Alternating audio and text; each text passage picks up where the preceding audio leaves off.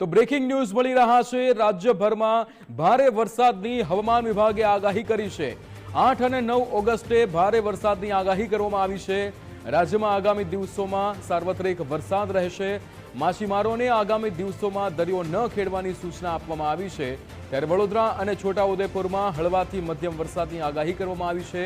દક્ષિણ ગુજરાતના જિલ્લાઓમાં હળવાથી મધ્યમ વરસાદની આગાહી, ત્યારે નર્મદા અને ભરૂચ જિલ્લામાં હળવાથી મધ્યમ વરસાદની આગાહી, સુરત, તાપી, નવસારી, વલસાડમાં વરસાદની આગાહી કરાઈ છે। ત્યારે હવામાન વિભાગની આગાહીથી ખેડૂતોમાં ખુશીની લાગણી ફેલાઈ છે।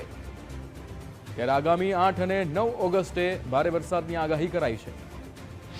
3 दिन के लिए 5, 6, 7 इक्का दुक्का स्थानों से लेकर कई स्थानों में हल्का से मध्यम बरसात का संभावना रहेगा गुजरात रीजन में।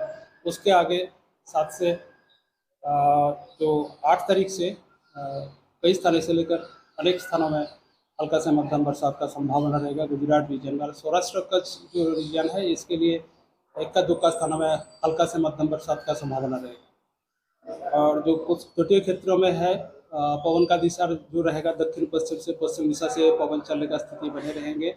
और स्टीप प्रेशर ग्रेडियंट के कारण स्ट्रॉन्ग विंड का भी संभावना है। जो स्पीड रहेगा 15 से 20 नॉट, गास्टिंग जो स्पीड रहेगा 25 नॉट तक जाने का संभावना रहेगा। फिशरमैन भाई के लिए दोनों क्षेत्रों के लिए उत्तर गुजरात और दक्षिण गुजरात के जो तटीय क्षेत्र है इसके लिए आज वार्निंग दिया गया है। इसमें जो स्ट्रॉन्ग विंड रहेगा स्पीड 30 से 40 किलोमीटर प्रति घंटा, गास्टिंग जो स्पीड रहेगा 50 किलोमीटर प्रति घंटा रहने का संभावना रहेगा।